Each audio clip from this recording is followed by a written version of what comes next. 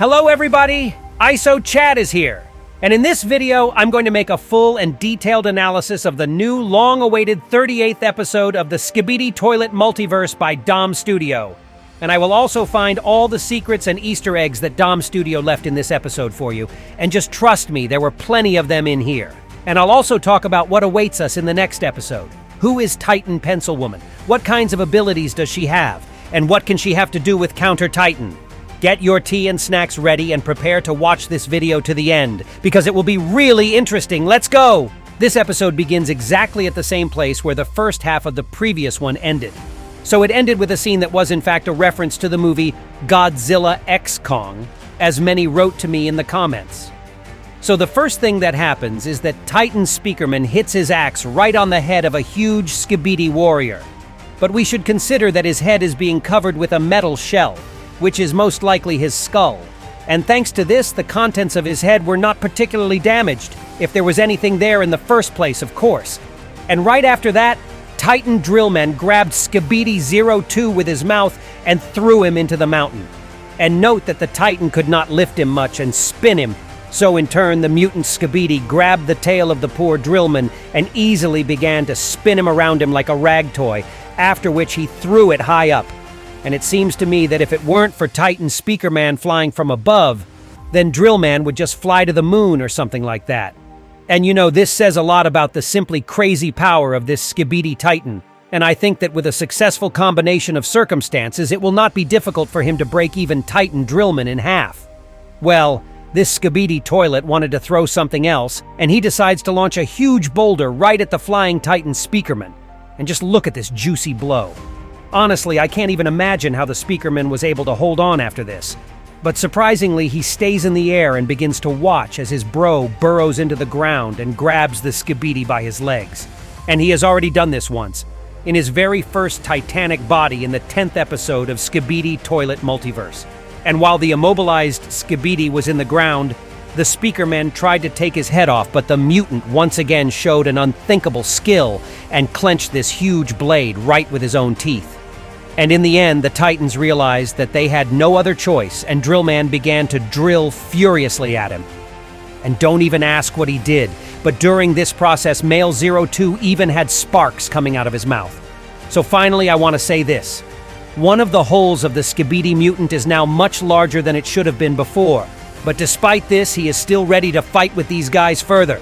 But now we are moving into another fight. And the first thing we see in the fight between Titan TV Man and the Skibidi toilets is how he easily and naturally deals with these one-eyed robots. He hardly even looks at them. And based on the behavior of the Skibidi toilet, these things were really what Bald Joe had bet on. Apparently he couldn't even imagine that they would be so useless. So out of desperation, he made the funniest expression on his face and started shooting lasers directly at Titan TV Man. At this time, Susie is standing on the wall with an incredibly huge cannon, which is several times larger than herself, and aims directly at the Titan. And in this scene, we see her combat role. Apparently, she is a sniper with very large rifles, who supports the allies with fire from long distances. And this time, she has a weapon in her hands called the Titan Destroyer. And the energy charge of this rifle is so great that it was able to immobilize even Titan TV Man for quite a long time. Although, given the name of this weapon, something else should have happened to this guy.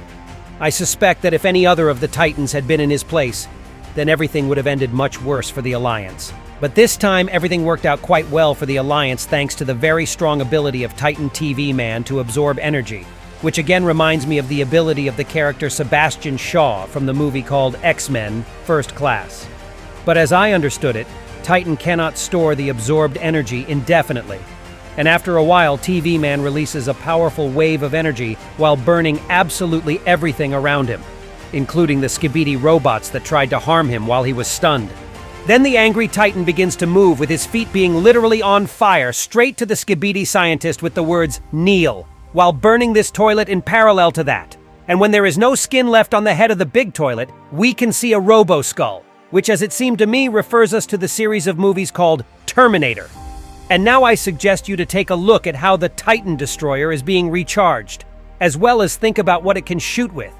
In this shot, we see how Susie puts this orange ball in her gun, which is the cartridge. And most likely this is one of the new developments of mankind. Somehow the Skibidi toilets managed to put such a huge amount of energy into such a small ball, which is capable of destroying even Titans. But what I can't figure out is why with such a powerful shot, Susie wasn't simply thrown back to the other side of the Earth by its recoil. Maybe her shoes were glued to this wall or something like this so that this wouldn't happen. And while the purple Skibidi was preparing for the next shot, Little Bald Joe had some problems. But fortunately, he did not suffer the same fate as in the original series from Boom, thanks to the second shot from the Titan Destroyer. And just look at how he took off from the spot as soon as the Titan fell. It looked funny enough to me. And now I want to draw your attention to the place where all this is happening right now. At the moment when a shell flew into the one-eyed Skibidi toilet and he was thrown back, you can see many buildings that are surrounded by the wall.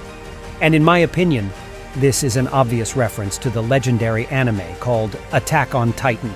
And perhaps this is not just a reference, but another hint from domstudio about what is happening here. And if you want, I can talk about it in more detail in one of my next videos. And finally, we are getting shown a new Titan, but this time from the race of Pencilmen, and it is none other than Titan Pencilwoman. But as you know, since I am the true Chad, we will not focus on the fact that this is a HOTTIE Titan, but rather talk about her abilities that we saw in this episode. And the first thing that she demonstrated was the ability to generate helicopters while using the energy of her core. Perhaps she can make not only helicopters, but her abilities clearly should be limited, and she most likely cannot reproduce any pencilmen as the chief of this race can do. Titan Pencilwoman knows how to control the helicopters that she made with graceful movements of her body and hands. And in addition to that, she also has something like rocket launchers on her shoulders, but instead of missiles, she has pencils which are drawing the special devices on her back when it becomes necessary. And also on her back, you can see a blue, glowing pencil, which is most likely a source of energy that just allows its owner to draw pencils on rocket launchers, as well as draw other pencilmen and their equipment. And it seems that this is her weakest point, actually.